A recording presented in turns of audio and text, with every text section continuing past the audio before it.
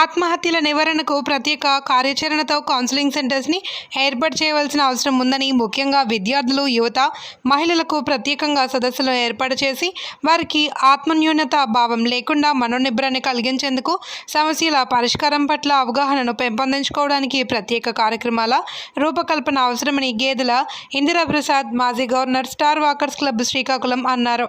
ఈ కార్యక్రమానికి హాజరైన star walkers club coordinator, senior journalist Asapu Joginaidu, Lions International chairman lion Vavilapalli Jagannatha నాయుడులు ఉన్నారు. జటిల సమస్యలు ఎదురైనప్పుడు వాటిని పరిష్కారానికి కనుక్కునే దిశలో ఆలోచించాలి కానీ విరక్తి చెంది జీవితాన్ని పణంగా పెట్టేదానికి ప్రయత్నం చేయకూడదు అని అన్నారు. పాఠశాల విద్యా విధానంలో గ్రేడింగ్ సిస్టమ్, మార్కుల సిస్టమ్, ర్యాంకుల పద్ధతి వలన విద్యార్థుల్లో ఒత్తిడి పెరిగి మానసిక ఒత్తిడి పెరిగి ప్రయత్నాలలో వైఫల్యం చెందినప్పుడు ఆత్మహత్యలు చేసుకుంటున్నారని, తల్లిదండ్రులు ఇతర విద్యార్థులతో సరిపోల్చకుండా తమ పిల్లల్ని చక్కగా చదువుకోమని ప్రోత్సహించాలి అని, పరీక్షల్లో వైఫల్యం చెందినప్పటికీ పిల్లలలో మనో నిబ్బరాన్ని నింపి మరలా హాజరు కమ్మని చెప్పారు.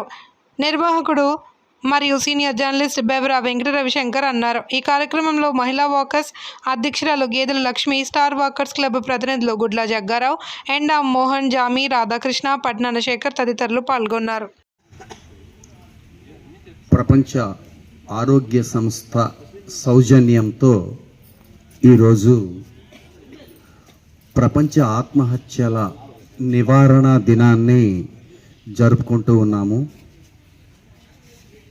అసలు ఆత్మహత్యలకి కారణమేంటి, ఈ సమాజంలో ఎందుకు ఇవి విపరీత ధోరణిగా పెరిగిపోయి క్షణిక ఆవేశానికి, ఆత్మన్యూనత భావానికి, అలాగే ఆరోగ్యపరమైనటువంటి కారణాల వల్ల ఉద్రేకపూరితమైనటువంటి మనస్సుతో చాలామంది చనిపోతూ ఉన్నారు, ఆత్మహత్యలు చేసుకుంటూ ఉన్నారు.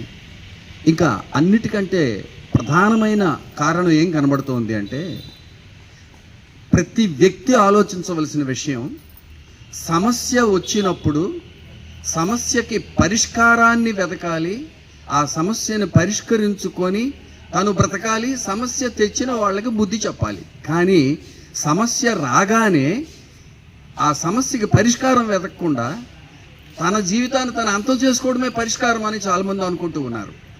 ఈ రకమైనటువంటి బుద్ధిహీనత, జ్ఞానహీనత వల్ల కూడా చాలామంది సమస్యల్ని పరిష్కరించుకోలేక చనిపోయినటువంటి వాళ్ళు ఈ దేశంలో అత్యధిక శాతం ఉన్నారు ఆత్మహత్యల్లో. కాబట్టి మనం పిల్లలకైనా యునెస్కో లెక్కల ప్రకారం ఆత్మహత్యల నివారణ దినోత్సవాన్ని ఇవాళ పెట్టినప్పటికీ, ముఖ్యంగా ప్రతి సామాజికవేత్త ఆ పరిధిలో ఉన్నటువంటి వీధిలో కానీ ఆ బస్తీలు ఎక్కడైనా ఉన్నాయి, నియరెస్ట్ స్కూల్కి వెళ్ళినా, ఇప్పటికే లాస్ట్ టైం రాజకీయ ఎస్పీ గారు వచ్చి పెద్దలతో కమిటీ వేసి అన్ని స్కూల్స్కి పంపించారు. పిల్లలకి చేయడం,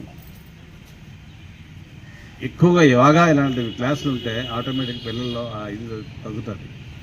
అప్పుడు లాస్ట్ టైం మన జగన్నాథ నాయుడు గారు బృందం అంతా వెళ్ళి రాజకీయ ఎస్పీ టైంలో కమిటీలు వేస్తే అనేక స్కూల్స్ సెటప్ చేసుకుని వెళ్ళారు.